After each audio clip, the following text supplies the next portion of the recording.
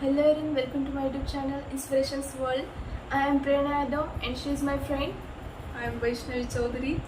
BMS first year student from Government Ayurvedic College and Hospital, Jalgaon, Maharashtra. And today we are going to tell you about BMS first year subjects, how to study them. So let's start. जैसे कि आपको पता है BMS first year में 5 subject होते हैं। एक तो रचना शरीर, दूसरा क्रिया शरीर, तीसरा संहिता अध्ययन, चौथा पदार्थ विज्ञान और पांचवा संस्कृत एवं आयुर्वेद इतिहास। तो क्या होता है, पहला रचना शरीर होता है। रचना शरीर में 2 पार्ट होते हैं, एक तो आयुर्वेद पार्ट, दूसरा मॉडर्न का पार्ट। आयुर्वेद पार्ट में क्या होता है, आपको श्लोक होते हैं और श्लोक के कंसेप्ट होते हैं। तो आपको श्लोक रिसाइट करने पड़ेंगे और कंसेप्ट पढ़ने पड़ेंगे। आप श्लोक जब रिसाइट करोगे तो आप उसको समझ कर रिसाइट करेंगे तो अच्छा रहेगा। तो क्या होता है, आप जब समझ के रिसाइट करते हैं ना, तो आप उसे बिना पढ़े भी एग्जाम में लिख सकते हो, वैसा होता है। और ऐसे ही कंसेप्ट और श्लोक वो कीवर्ड्स है ना, वो रहते हैं श्लोक में। हाँ, तो हाँ, हमें वो याद हो जाता है सब कुछ, अगर हमें कीवर्ड्स पता है तो। हाँ, तो वैसे ही आयुर्वेद पार्ट हो जाता है हमारा। और एनाटॉमी का मॉडर्न पार्ट, उसका ज़्यादा डर होता है बच्चों में। और वो हम बीडीसी यूज़ करते हैं।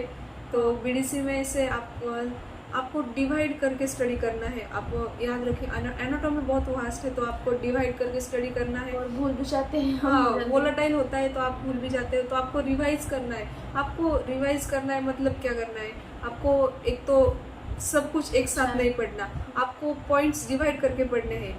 आप जब मसल पढ़ रहे हो तो एंटीरियर साइड के हैंड के मसल पढ़ रहे हो तो एंटीरियर साइड के पढ़ो। एक दिन वही पढ़ो और वो दूसरे दिन याद करके दूसरे दिन दूसरा टॉपिक भी करो आप।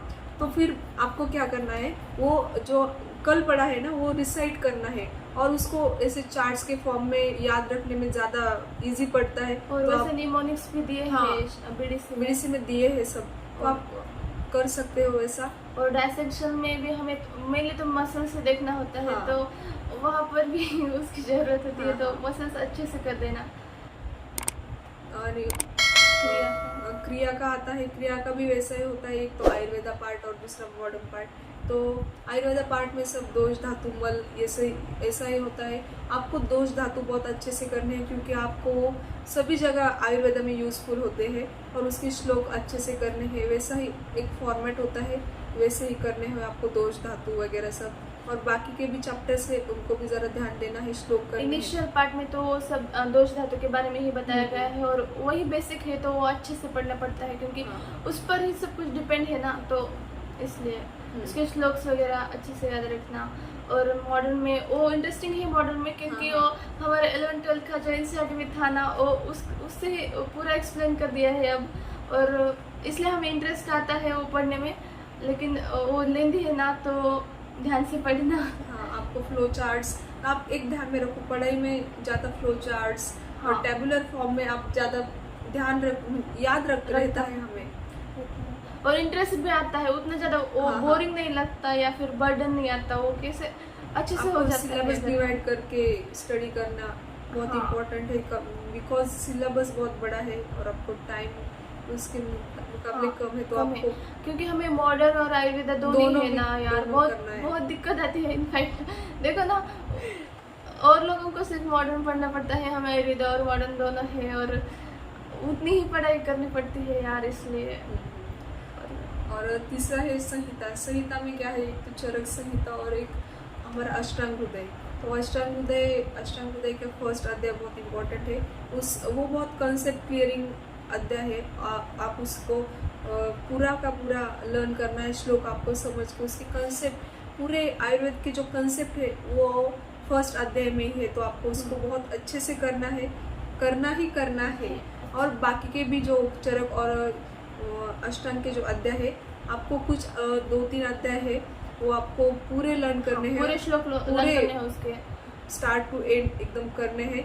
और कुछ अध्याय में आपको कुछ टीचर मार्क करके देंगे यार, इम्पोर्टेंट बताएंगे क्यों, और आपको इम्पोर्टेंट लगेगी कि यहाँ से क्वेश्चन आता है, ये क्वेश्चन आ सकता है।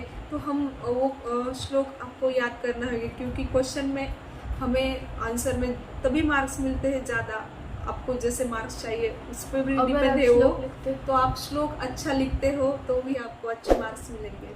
हाँ, और देखो चरक में तो पहले तो उसका इंट्रोडक्टरी पार्ट है और फिर मेडिसिन के बारे में बताया है सेकेंड और थर्ड अध्याय में शायद, और फिर ऋतुचर्या दिनचर्या लाइक फिर पेशेंट और डॉक्टर कैसे होने चाहिए लाइक दैट, वो इंटरेस्टिंग है। सिर्फ दिक्कत है कि श्लोक पाठ करने पड़ते हैं, याद रखने पड़ते हैं, तो वो आप अगर करते हो तो बाकी सब अच्छा है, याद रहेगा। और उसके बाद आता है पदार्थ। तो पदार्थ ज़्यादा वोलेटाइल होता है, बच्चों को याद नहीं रहता। उसके वर्ड्स भी बहुत हार्ड होते हैं यार, याद ही नहीं रहते मेरे तो बहुत नहीं बताओ अब, मुझे बहुत प्रॉब्लम है पदार्थ में। तो पदार्थ में क्या करना है, आपको एक चैप्टर लेना है और उस चैप्टर के आपको एक समरी टाइप बनाना है। क्या होता है, एक हेडिंग होती है, उसके अंडर एक दो पॉइंट्स होते हैं। तो आपको ऐसा करना है की वो हेडिंग और उसके वो जे मेन कीवर्ड्स आहेत ना ते ध्यान, जो मेन कीवर्ड्स आहे ना ते लक्षात ठेवायचे। तेच महत्वाचे असतात आणि मग तेच आपण विसरतो ना, सो वही याद रखने होते हैं। हाँ, तो उसके आधार पर ही हम पूरा ज़्यादा एक्सप्लेन कर सकते हैं। तो वो कीवर्ड्स ध्यान होते हैं, तो आपने एक बार पढ़ा तो आपको हो जाएगा। सिर्फ कीवर्ड्स पे ध्यान दो, ऐसे पदार्थ हो जाता है। वैसे पदार्थ में वो फिलोसॉफी का पार्ट है, वो दर्शन वगैरह, वो फर्स्ट पार्ट में तो वही है, और उस पर यूनिवर्सिटी को भी क्वेश्चन आता है तो अच्छे से पढ़ना पड़ता है। और फिर देखो ये मेरे फ्रेंड है ना, इसको श्लोक बहुत अच्छे से याद रहते हैं, इसलिए मैंने इसको बोला है यहाँ बुलाया है, क्योंकि ये बहुत पढ़ाई करती भी है और इसको याद भी बहुत रहता है। फिर चलो हम आगे चलते हैं संस्कृत के ऊपर। संस्कृत को क्या है, आपको एक तो ग्रामर को ज़्यादा इम्पोर्टेंस दिया है। ग्रामर अच्छे से करते हो तो आपका संस्कृत हो जाएगा। और आपको टीचर वो बताते हैं, वो इम्पोर्टेंट होता है। टीचर को एक्सपीरियंस भी होता है, तो वो बताएंगे तो वो आ ही जाएगा।